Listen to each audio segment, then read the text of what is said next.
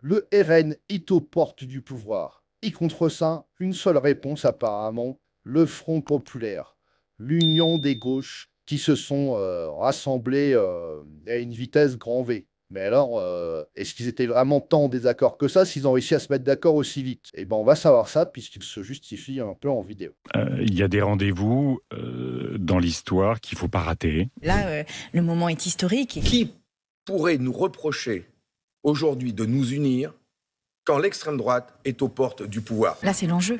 C'est-à-dire que la condition première de la mise en commun de la gauche, de ce front populaire écologiste et social, du rassemblement avec les syndicats, avec les ONG, avec toutes les forces de gauche de la nation, enfin, c'est vraiment quelque chose d'incroyable qui est en train de se passer.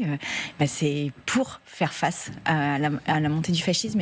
À chaque fois qu'ils arrivent à s'unir et essayer de faire quelque chose, c'est pour se mettre contre quelqu'un. Ils ne voulaient pas tous vous mettre d'accord pour bosser pour la France à bon coup quand même, là. Parce que c'est faux quand même que ça vous n'arrivez pas à vous mettre d'accord. Par contre, pour les fascistes, là, il y a un consensus, là, c'est bon. Et faire en sorte que nous gagnions. Et en fait, je crois que là, le moment est historique. Je ne dis pas qu'il n'y a pas des nuances, attention. Hein. Bien sûr qu'il y a des différences. Il y a des nuances, il y a des désaccords. Il y a même des désaccords. Mais vous savez, la grandeur éthique d'une gauche qui veut gouverner, c'est d'avoir la conscience qu'on gouverne avec des gens avec qui, justement, on n'est pas tout à fait d'accord. Qui pourrait nous reprocher aujourd'hui de nous unir quand l'extrême droite est aux portes du pouvoir? Quand les blés sont sous la grêle, fou qui fait le délicat, fou qui songe à ses querelles, au cœur du commun combat. C'est au fond ce qu'il nous dit, c'est vraiment... c'est fort. Et encore une fois, lui, c'est pareil, quoi. C'est, bon, bah, on s'unit parce qu'on a peur que le RN gagne des voix, quoi. C'est le barrage. C'est le retour du barrage. Et il faut tout barrer. Tout barricader, il faut barrer... Appelez les castors près de chez vous. Barrage, barrage, barrage. Il y a des rendez-vous dans l'histoire qu'il ne faut pas rater. Et je parle de l'histoire avec un grand H. Quand effectivement l'extrême droite est à portée de canon de l'Assemblée nationale, qu'elle a été tellement mise en valeur malheureusement par le président de la République, il faut un sursaut, il faut un électrochoc. Il y aura électrochoc ou il n'y aura pas. Et donc pendant que certains s'unissent, et ben, d'autres... visiblement se séparent. Éric Zemmour a exclu Marion Maréchal de Reconquête. Apparemment, elle l'aurait trahi. Bonjour Marion Maréchal. Bonjour. Je voudrais qu'on évoque les conséquences, puisqu'hier soir, Éric Zemmour, le président de Reconquête, a annoncé votre exclusion du parti. Est-ce que vous acceptez cette exclusion ce matin? Elle n'a pas le choix.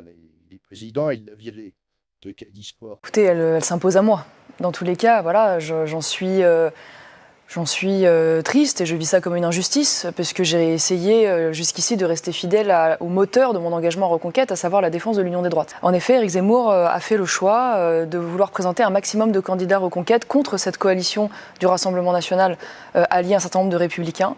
Et je considère aujourd'hui que notre responsabilité historique pour les Français, pour notre pays, c'est au contraire de ne pas mener des candidatures de division, pour ne pas affaiblir ce bloc national et risquer de compromettre la potentielle victoire de ce bloc qu'attendent les Français pour défendre les sujets que nous avons à cœur, à savoir notamment la lutte contre l'immigration de masse.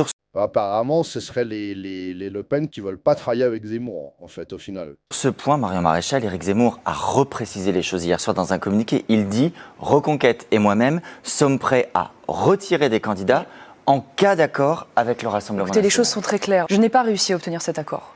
L'argument qui m'a été avancé par le Rassemblement national étant qu'il ne souhaitait pas travailler directement ou indirectement avec Éric Zemmour et sa structure parce qu'il n'avait pas confiance en lui en raison de son attitude. Donc vous capitulez, excusez-moi, à l'égard du Rassemblement national durant les élections européennes, puisqu'il avait fait le choix, lui, durant les élections, de vouloir attaquer prioritairement le Rassemblement national, ce qui n'était pas mon cas et ce qui était déjà un désaccord entre nous lors de ces élections. Il les a vexés parce qu'il a dit que le Rassemblement national ne gagnerait jamais, etc. Donc, c'est son point de vue, à le droit. On voit où il te fait ce qu'en dit Zemmour. Comment vous vivez cette trahison dont vous parlez ce soir? Vous savez, chère madame, je suis à la fois écœuré et blessé.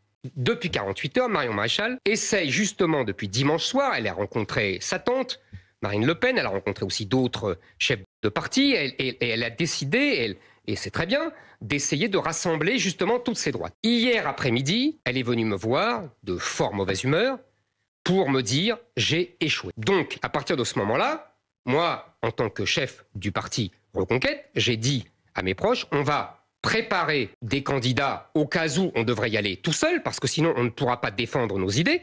Oui, mais eux, ils s'en foutent de ce que tu racontes. Ils veulent juste pas travailler avec toi, au final.